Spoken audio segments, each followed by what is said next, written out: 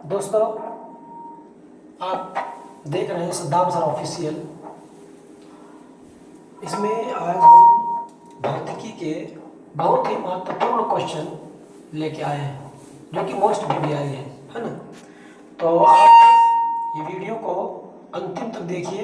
5 question है, पांचों का पांचों बहुत ही महत्वपूर्ण है। क्वेश्चन की दृष्टि से ये बहुत ही महत्वपूर्ण है। क्वेश्चन क्या है आपका? पहला क्वेश्चन है, किसी विद्युत परिपथ में लघु पतन कब होता है? किसी विद्युत परिपथ में लघु पतन कब होता है? लघु पतन का मतलब पहले समझ लीजिए कि लघु पतन कहते किसको है। लघु पतन, लघु मतलब क्या होता है? छोटा। लघु मतलब क्या होता है? छोटा। लघु मतलब छोटा होता है। पथन मतलब होता है पथ, पथ से बना है पथन। पथन मतलब क्या होता है? पथ। पथ मतलब क्या? रास्ता, है ना। पथ मतलब पथ, पथ मतलब क्या होता है? पथ मतलब होता है रास्ता। पथ मतलब क्या होता है? रास्ता होता है। तो लघु पथन का मतलब, लघु और पथन का मतलब क्या होता है? छोटा रास्ता। इसका मतलब तो ये हुआ। देखिए होता क्या है कि मान लीजिए कि आप यहाँ से आप किसी बैटरी में या किसी कोई बोर्ड में क्या किए, कोई मान लीजिए कि ये बोर्ड है, ये क्या है? एक बोर्ड है, ठीक। ये बोर्ड है, यहाँ से बिजली की तार दो ले गए हम, ये दोनों सटा हुआ है, ये दोनों तार क्या है? सटा हुआ है। और यहाँ से आप बिजली की तार को ले गए बल्ब जलाने के लिए, ठीक है। बल्ब जलाने के लिए लेके जा रहे हैं, 2 बिजली की तार है, बल्ब जलाने के लिए लेके जा रहे हैं, इस तरह से लेके गए, ठीक। यहाँ पे आपको बल्ब जलाना है, यहाँ पे आपको बल्ब जलाना है, यहाँ पे आपको क्या करना है? बल्ब जलाना है, बल्ब जलाना है यहाँ, ठीक है। लेकिन ये बल्ब में यहाँ पे आप स्विच जोड़ दिए हैं, स्विच एस जोड़ दिए हैं। लेकिन क्या हुआ कि ये तार जो है बीच में ही कहीं सट गया। सट गई मतलब कि ये खराब हो गया बीच में, जो उसमें जो उसका जो ऊपर में कवर जो होता है प्लास्टिक का, वो खराब हो गया। खराब हो जाने से तार क्या हुआ? एक दूसरे के संपर्क में आ गया। जब संपर्क में आएगा तो ये करंट जो है, ये करंट जो लाल तार में जो जाता है यहाँ तक बल्ब को जलाने के लिए नहीं जाएगा, ये यहीं से क्या होगा? लौटने लगेगा। मतलब इसका पथ क्या हुआ? छोटा हो गया। इसका पथ क्या हुआ? छोटा हो गया। इसी को क्या कहते हैं? लघु पतन कहते हैं। क्या कहते हैं इसको? लघु पतन कहते हैं। एकदम आसान भाषा में समझिए। तो लघु पतन मतलब लघु पथ, जहां जाना था इसको वहां तक नहीं गया, और ये क्या हुआ? छोटे रास्ते, मतलब यहीं से ये वापस आने लगा। देखिए लाइन जो जाता है तो सिर्फ जाके खत्म नहीं हो जाता है। 2 तार क्यों लगाया जाता है? इलेक्ट्रॉन का गमन होता है, फिर उसी से क्या होता है? वापस भी आता है दूसरे तार से, है ना। तो जब ये गया और लघु पतन मतलब क्या हुआ कि पथ इसका छोटा हो गया, और इस स्थिति में क्या होता है कि इसका जो इसमें प्रतिरोध होता है वो बिल्कुल शून्य हो जाता है। प्रतिरोध क्या होता है? जो प्रतिरोध किसको कहते हैं कि धारा का जो विरोध करता है उसी को क्या कहते हैं? प्रतिरोध कहते हैं। तो धारा का प्रतिरोध करने वाला कोई नहीं है, तो धारा की मतलब बढ़ जाता है पूरा धारा, और जब बढ़ जाता है तो पूरा गर्म हो जाता है, इससे, है ना, इससे चिंगारी भी लग जाती है, आग पूरा तार जल जाता है इससे, है ना, पूरा युक्ति नष्ट हो जाता है। तो इसी को हम समझाने वाले हैं लघु पतन। किसी विद्युत परिपथ में लघु पतन कब होता है? जब 2 तारों में जो प्लास्टिक का जो कवर लगा हुआ है, अगर वो नष्ट हो गया और वो सट गया आपस में, तो क्या होता है? लघु पतन होता है। लघु पतन होने से उसका विद्युत का जो प्रतिरोध है बिल्कुल शून्य हो जाता है, और धारा बिल्कुल तीव्र हो जाता है, जिससे क्या होता है? तार गर्म होकर बिल्कुल जल जाता है ना। देखिए अब आगे क्या है इसी में, देखिए किस भाषा में आप लिखेंगे।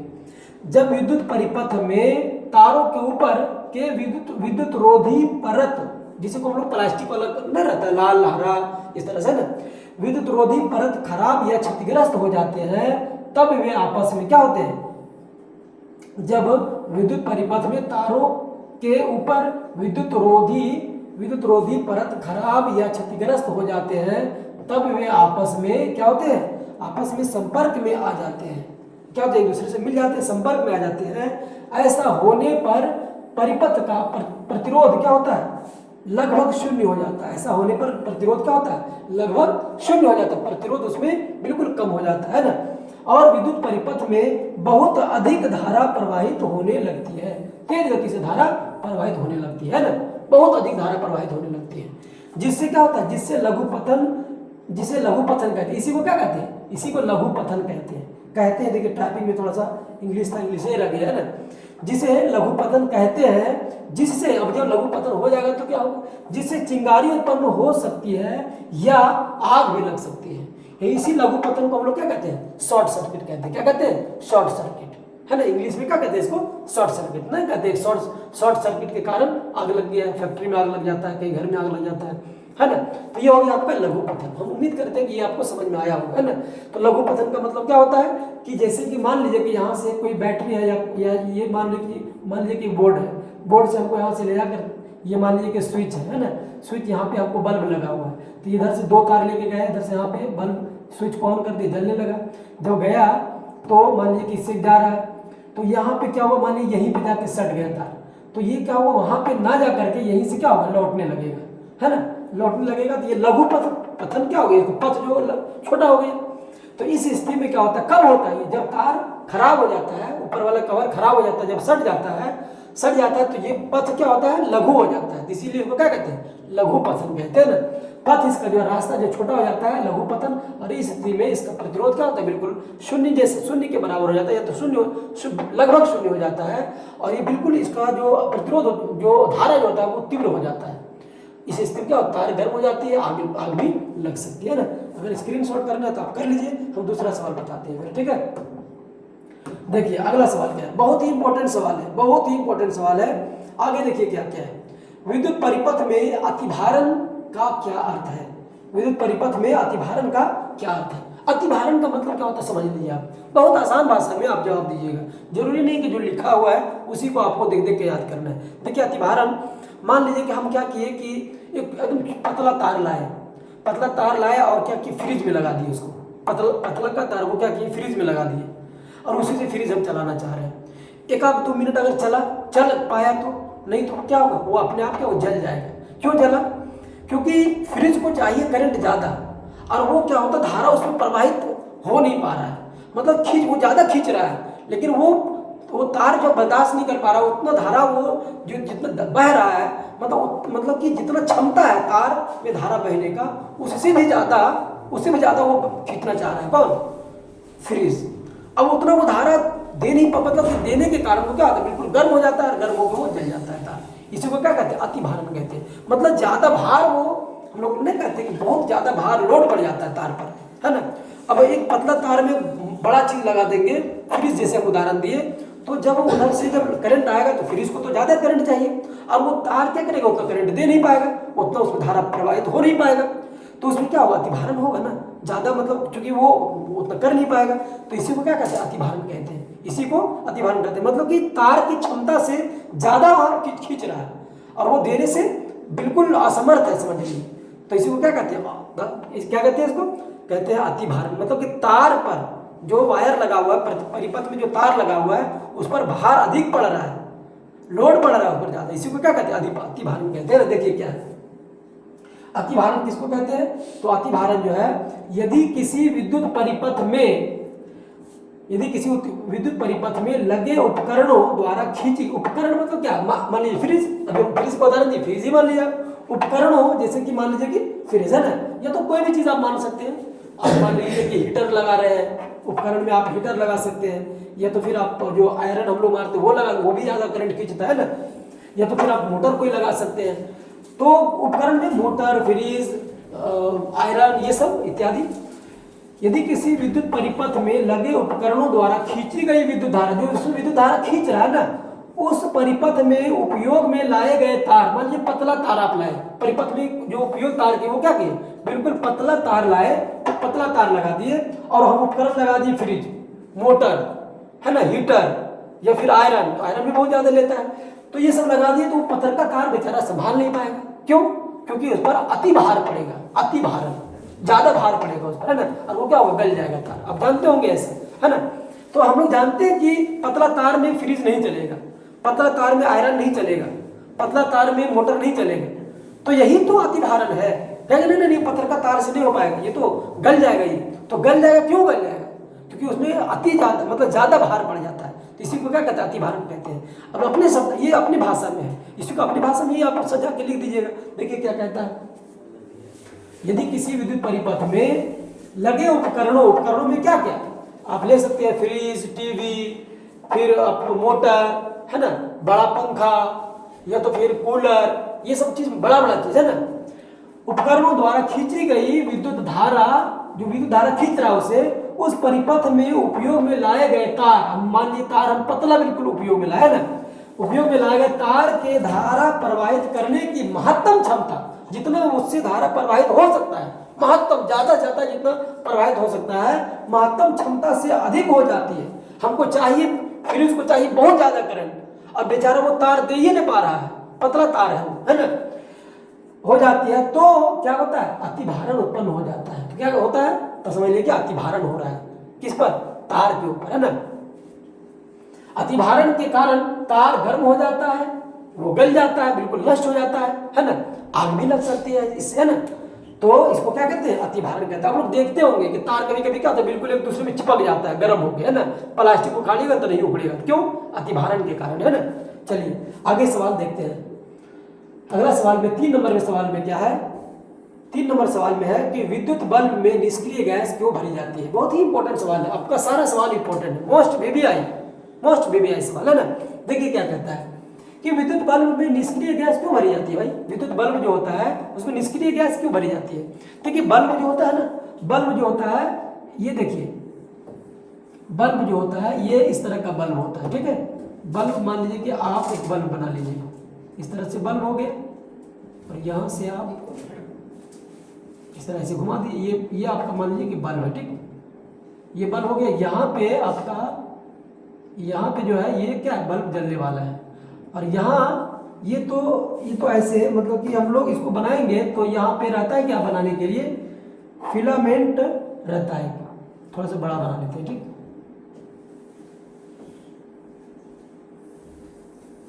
यहाँ पे क्या रहता है, इस तरह से बना हुआ रहता है, ठीक है, और यहाँ ये जुड़ा हुआ रहता है। तो ये जो होता है ना बल्ब का फिलामेंट, मतलब तंतु, ये इसको कहते हैं तंतु, क्या कहते हैं, तंतु कहते हैं, क्या कहते हैं, तंतु या फिलामेंट कहते हैं ना। तो यदि विद्युत बल्ब, देखिए इसमें निष्क्रिय गैस क्यों भरी जाती है, पहले ये समझ लीजिए, उसके बाद पढ़ देंगे।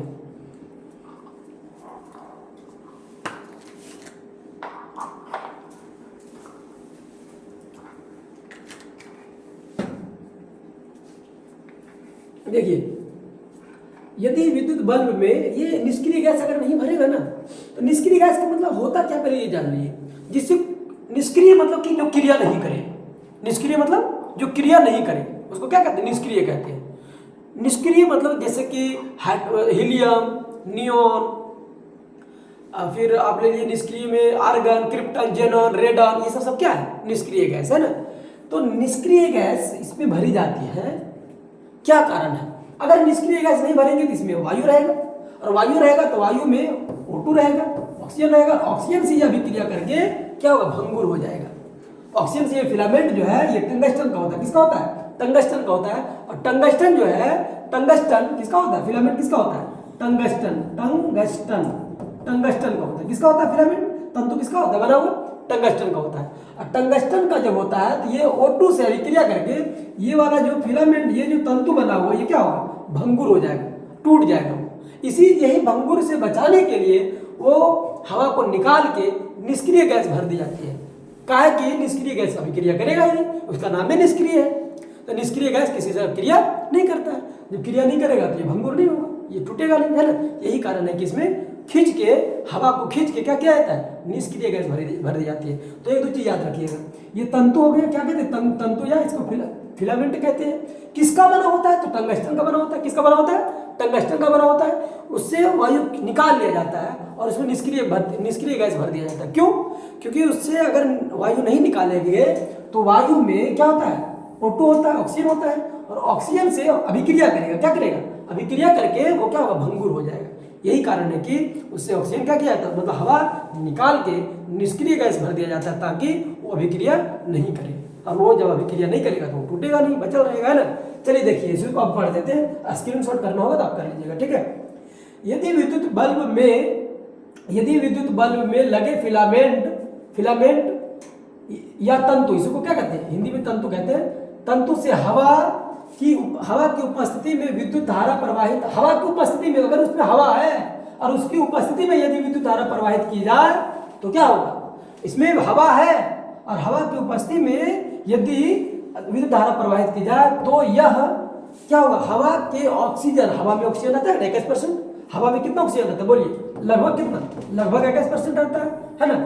तो हवा के ऑक्सीजन से ऑक्सीकृत होकर के, मतलब जब अभिक्रिया करेगा तो क्या होगा, ऑक्सीकृत हो जाएगा, ऑक्सीकृत होकर भंगुर हो जाएगा, मतलब कि भंगुर हो जाएगा मतलब बिल्कुल टूटने जैसा हो जाएगा ना, भंगुर हो जाएगा और टूट जाएगा।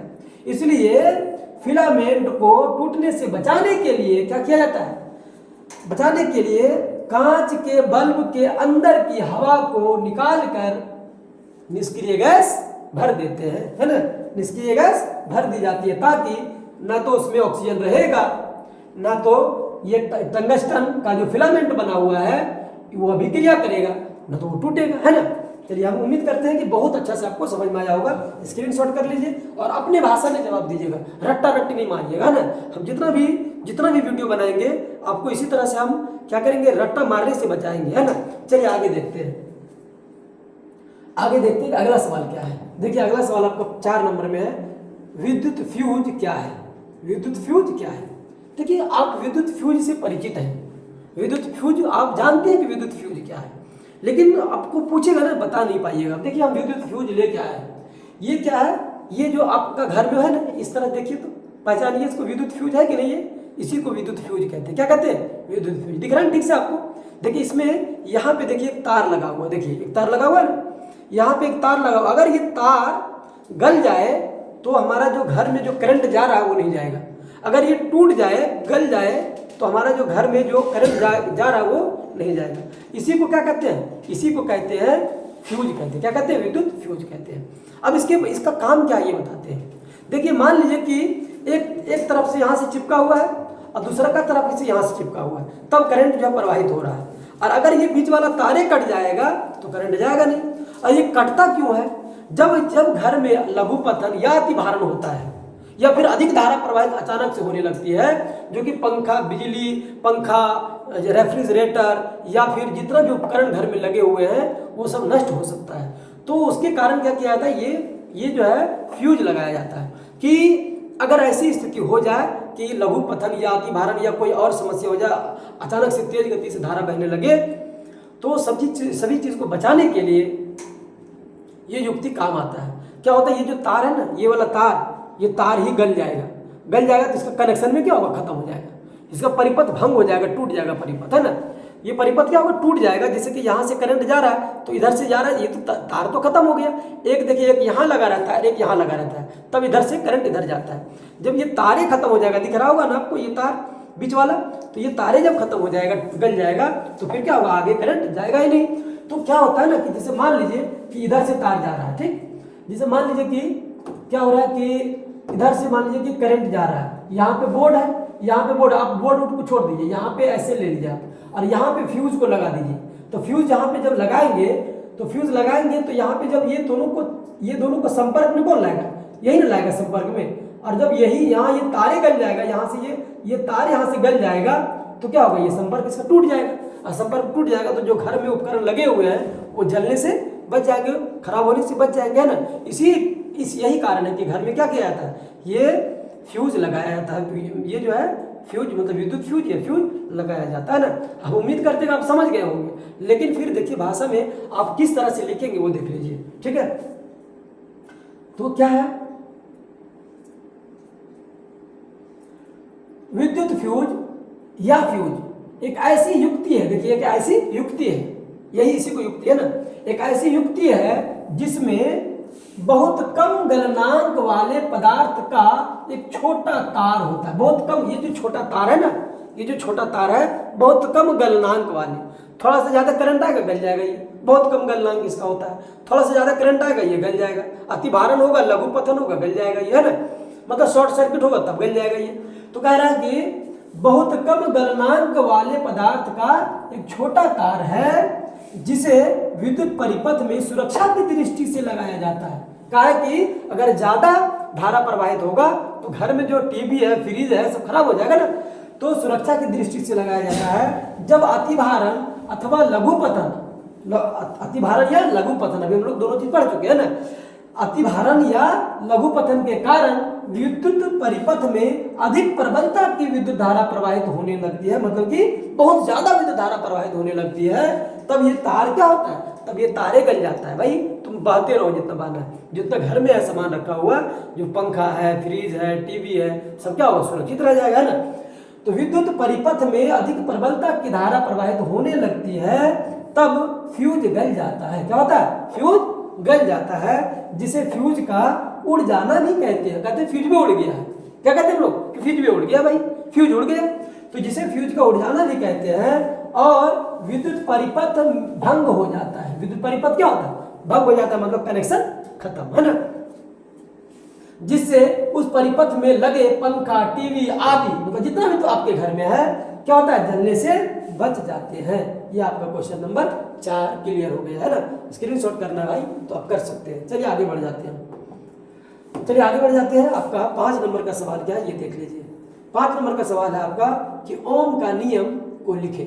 ओम का नियम को लिखे। ओम का नियम तो आप लोग जानते ही होंगे, बहुत इसका सत्यापन भी करने का था। दीर्घोत्तरीय प्रश्न में कहता है कि सत्यापन करें, ओम का नियम को लिखकर और इसको सत्यापित करें। तो ओम का नियम क्या कहता है कि यदि किसी धारावाही चालक तार में अगर ताप में परिवर्तन ना हो, ये जैसे मान लीजिए कि धारावाही चालक तार है ना, तो इसमें ताप में परिवर्तन ना हो, मतलब क्या, ये इसको ठंडा ना किया जाए या गर्म ना किया जाए, है ना। तो कह रहा है कि देखिए यहाँ पे कि यदि किसी चालक के ताप में, यदि किसी चालक के ताप में परिवर्तन ना हो, तो छोटा है ये, अगर ताप में परिवर्तन, गर्म भी नहीं कर सकते, ठंडा भी नहीं कर सकते, मतलब इसका ताप जैसा वैसा रहने दीजिए ना, ताप में परिवर्तन ना हो, तो उसमें प्रवाहित धारा, मान लीजिए कि धारा प्रवाहित क्या हो रहा है, आई धारा प्रवाहित हो रहा है। कितना, आई धारा प्रवाहित हो रहा है। किसमें, इसमें धारा प्रवाहित आई हो रहा है ना। तो प्रवाहित धारा और उसके सिरों के बीच आरोपित विभवांतर मान लीजिए कि भी है। विभवांतर कितना है, विभवांतर किसको कहते हैं, विभव का अंतर, विभवांतर।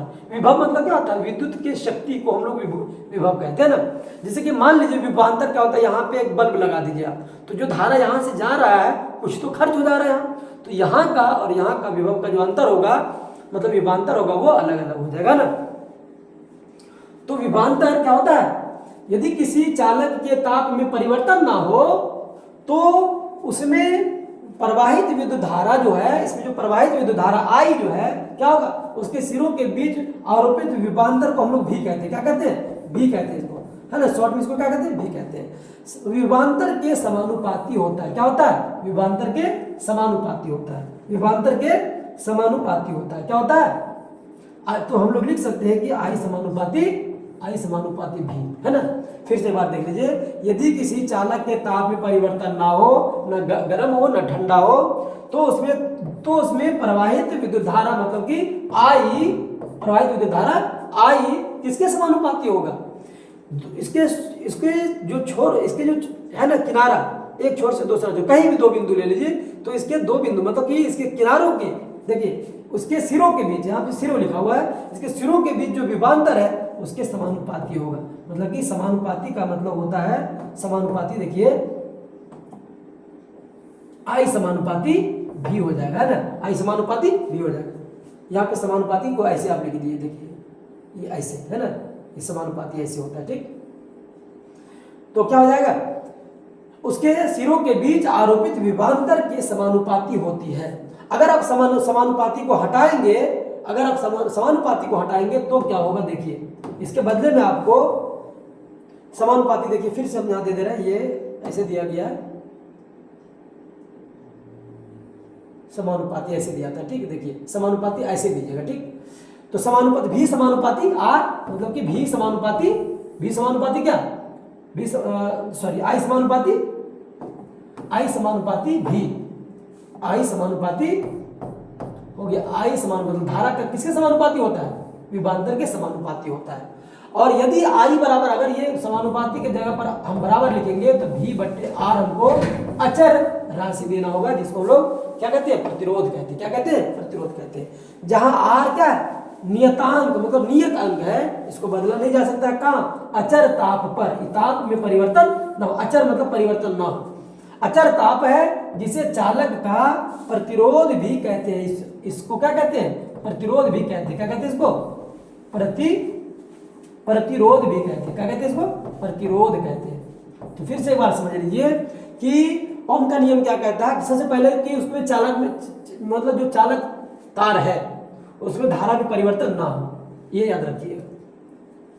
जब धारा में परिवर्तन नहीं हो मतलब कि चाप ताप में परिवर्तन नहीं होगा तो क्या होगा, इसमें जो धारा बह रहा है आई और इसके दोनों सिरों के बीच जो विभवांतर है भी, वो क्या होगा, एक दूसरे का समानुपाती होगा। कौन कौन समानुपाती होगा?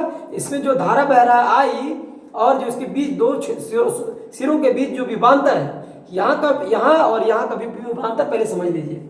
देखिए मान लीजिए कि यहाँ से यहाँ को एक तार गया हुआ, ठीक, यहाँ से यहाँ तार गया हुआ, यहाँ पे बीच में क्या हो रहा है कि बीच में कोई युक्ति लगा दिया, मान लीजिए बड़ा सा बल्ब लगा दिए, ठीक है, बड़ा सा बल्ब लगा दिए, तो यहाँ और यहाँ का विभवांतर जो होगा अगर नापेंगे, यहाँ और दोनों के नापेंगे क्या होगा, विभवांतर अलग, मतलब कि कुछ विभवांतर यहाँ का मान लीजिए कि यही हमको ये युक्ति हमारा जो होता है ना, जो जिससे हम लोग नापते हैं विभवांतर, जो हमारा वोल्ट मीटर होता है, वो बताएगा कि कितना दोनों के बीच विभवांतर है, ठीक है।